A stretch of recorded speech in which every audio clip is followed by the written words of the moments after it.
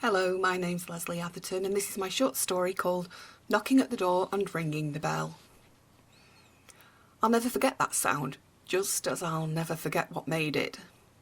I was just a teenager then and I'd come home from school earlier than expected, owing to the sickness of my after-school sewing club teacher.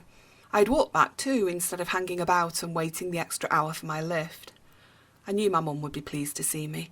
I knew she'd be proud of what I'd done and how I'd saved her time and petrol.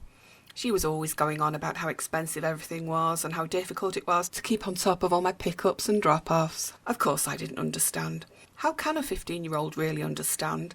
All I could do was ask politely and make sure I did the right thing when I got the chance. Anyway, it was good that Mrs. Winter was ill because it gave me the chance to impress my mum with how grown-up and sensible I could be, and also allowed me to sow the seeds of trust, all in preparation to request permission for a sleepover the following weekend.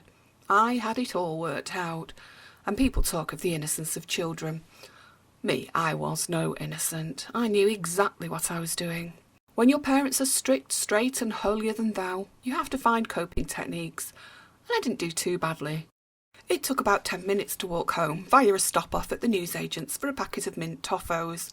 Mum wouldn't usually let me buy them, always preferring we drive straight past the newsagent without the purchase of what she called sinful snacks made of white sugar poison, but I always kept a pound or two in my school blazer in case I ever passed a shop and could sneakily nip in. As I walked, I stuffed myself with 3 at a time and chewed so hard that the toffo's slimy sweetness oozed from the corners of my mouth. I wiped the sticky beard with my blazer, hoping it wouldn't stain, and made sure I had finished the toffees by the time I got to our path. Mum's car was just where I'd expected it to be, and it was sparkly clean. She'd taken it to the car wash on the way to school that morning, as she knew I loved to sit and watch the rollers while the washer gurgled and grunted. Sounds like Dad, I'd say, and Mum would giggle a little before agreeing that yes, the sound was very like Dad. I ran my finger along the side of the car as I walked up the drive. The car had been cleaned to start with, but after that morning's wash, my finger made a squeak. Dropping my school bag on the slab outside the porch, I rang the bell. I thought that being 15 meant I was old enough for a key, but Mum and Dad both disagreed. It was something I was working on, and I was sure that my getting home safely and quickly on my own would earn me key points. That was if Mum ever let me in. I rang again. I knew it was working because it was so loud you could hear it on the other side of the road. People would turn to listen to the American National Anthem play from our doorbell, but none of us were even American. Once I rang the 3rd time, I began to get nervous. Had Mum found out there was no sewing class? And had she perhaps walked to collect me? Should I retrace my steps? Should I wait on the doorstep? Should I knock on the door of Mrs. Clark across the road and ask her to take me in? It was odd, whatever had happened. Mum never walked. She always drove everywhere, and the only time she didn't use the car was when it was in the garage being mended. And then I realised. The sun was shining and my mum wasn't expecting to pick me up for another hour, so she must have been in the garden. Leaving my bag where it was and with a considerably lighter heart, I skipped down the side of the house and used my clever finger technique to wiggle the latch and open the back gate. There was no point shouting. Anyone who knew my mum would know that she never did the gardening without wearing her noise-reducing headphones. She got the peace and quiet she enjoyed, and the garden got weeded. I carefully closed the gate behind me and wandered off to the back of the long and slender garden. At the back was our vegetable patch, and Mum was likely picking something for dinner. I hoped it was pea pods, as they were my favourite. I'd been in the garden for quite a long time when I realised that I'd looked everywhere, and my mum wasn't in any of the places I'd looked. I was just about to cross the road to see Auntie Pauline, Mrs. Clark, and explain my predicament, when I noticed that our French windows were open. I didn't have any sense of dread or trepidation as I approached the gaping glass panels.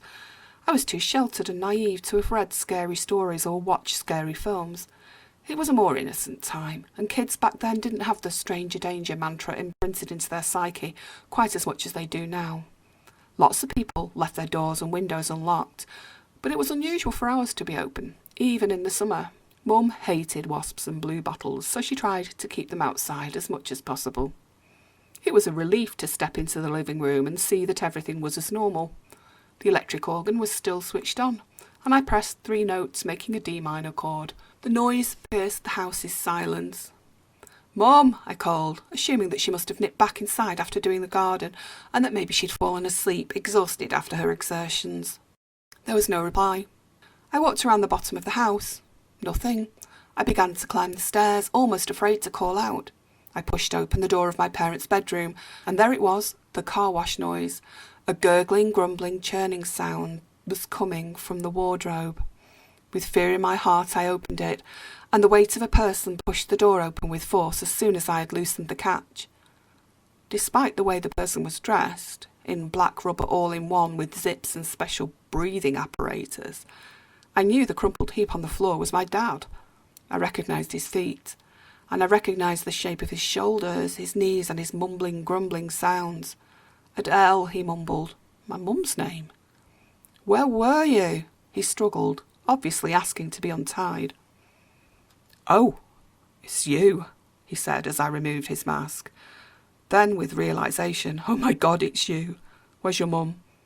I shook my head as he struggled to free himself, also freeing huge swathes of imperial leather talcum powder from inside his rubber catsuit. I pretended I understood nothing. Ignorance was sometimes bliss. Mum never returned, and we still don't know why. We still don't know where she went either, or why Dad never reported her as a missing person, apart from, of course, the embarrassment factor. I don't remember much about her nowadays. I just remember my dad and that heavy, heavy breathing from inside his repulsive rubber suit.